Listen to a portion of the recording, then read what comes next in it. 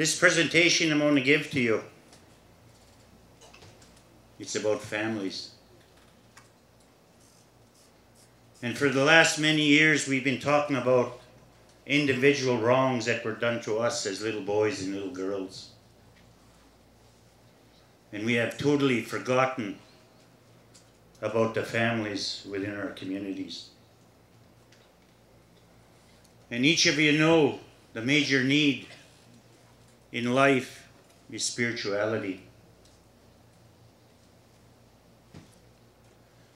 I would like to first start off, I'd like to thank my good friend,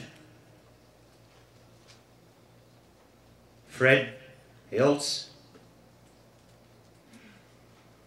for giving me this time to share my family's story to each and every one of you. Also want to acknowledge each and every one of you from the different territories that you do come from. I will be speaking about the effects of residential school on 4 generations of my family that attended residential schools from 1900 to 1996. And the transfer of trauma to the subsequent 5th generation, which are my grandchildren.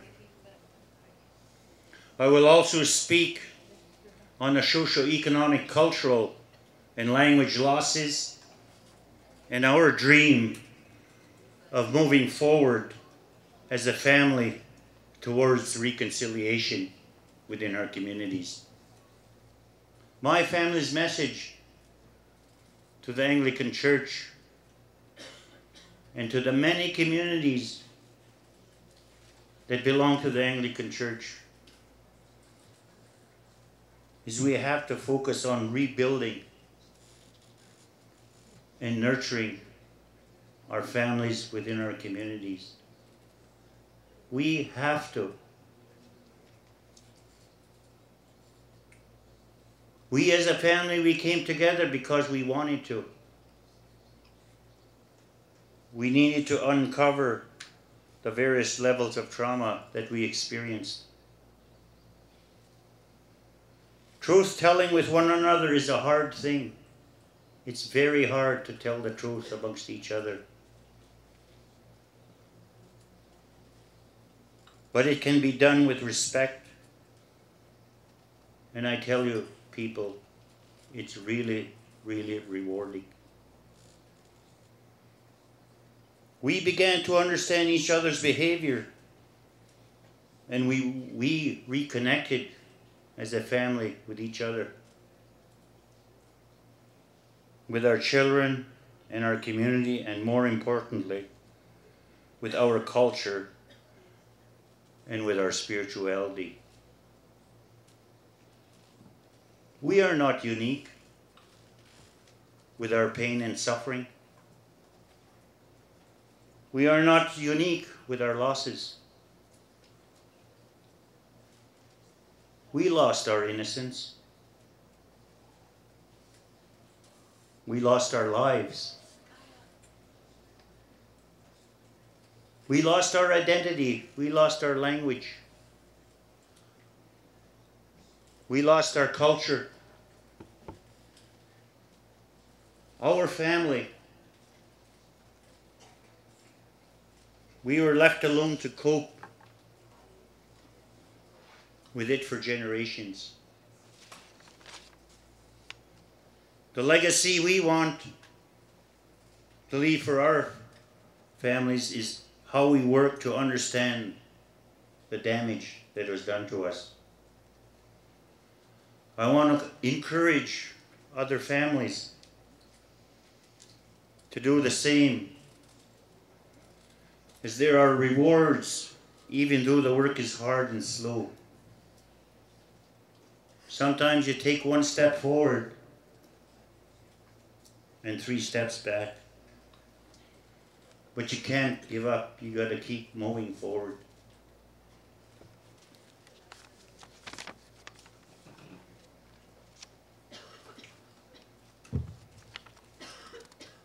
Close to wrapping up, I want to This identifies some of the impacts on my grandchildren, the fifth generation.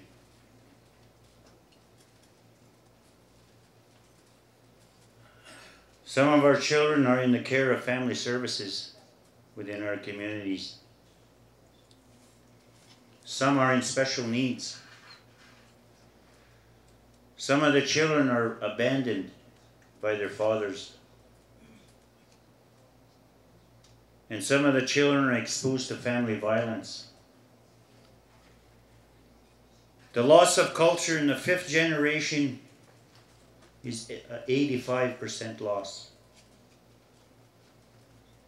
The loss of language in the fifth generation is 100%. There is the loss of family and community. There is sexual abuse that's happening in the foster homes that our children are in from our communities. Then we ask ourselves, what do we do?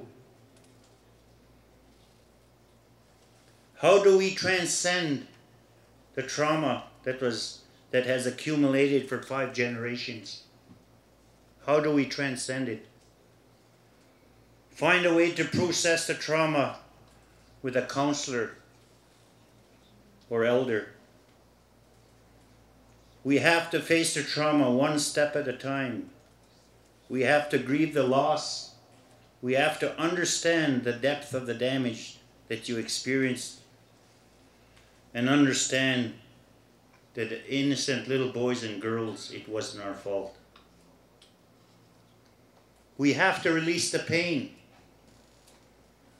and be aware of your vulnerabilities and your triggers as individuals. And you know what? Most important of all, we have to celebrate. As you move forward, and you will make new connections and lasting connections with your family and with your community.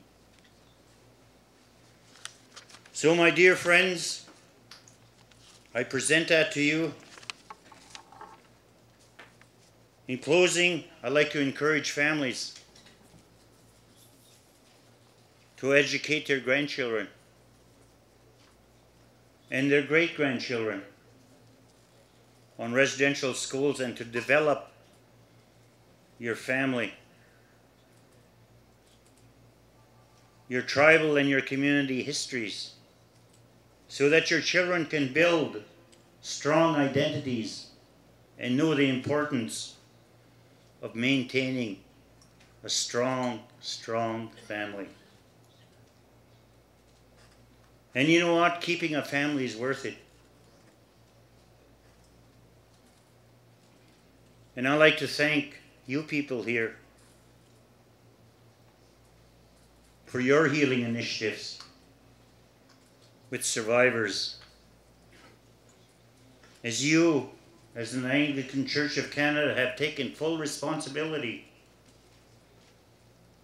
and were the first ones out of the gate to apologize to us as survivors. And I will never forget when I met Primate Fred and Mark is right. There was a spiritual connection. There was a trust, and there was sincerity in all the bishops that we toured across the country.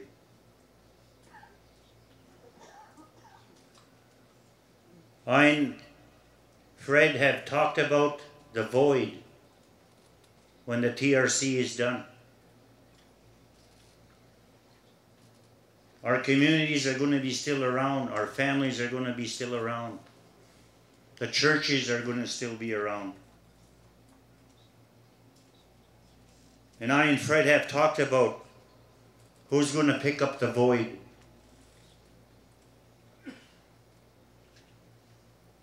And Fred asked me that question. And I responded, We have to talk about it. How do we move forward and fill that void?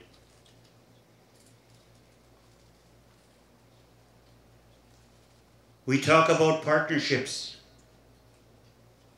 Today I heard a lot of that. Partnerships are very important. And you wonder why a lot of partnerships across this country, even around the world, do not work out. It's because everybody forgets the relationship building. The lack of understanding individuals from communities.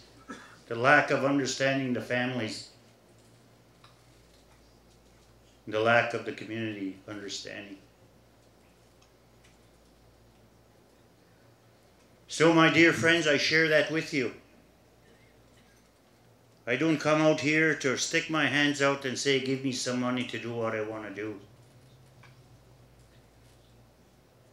I come here to share my story with my family. And that's only one family out of 85,000 survivors that were paid out through the common experience payment. I'm talking about only one family. And there's many, many families where each and every one of you come from. So I thank you very much for the time that you have given me. Must say, Cho. Thank you very much.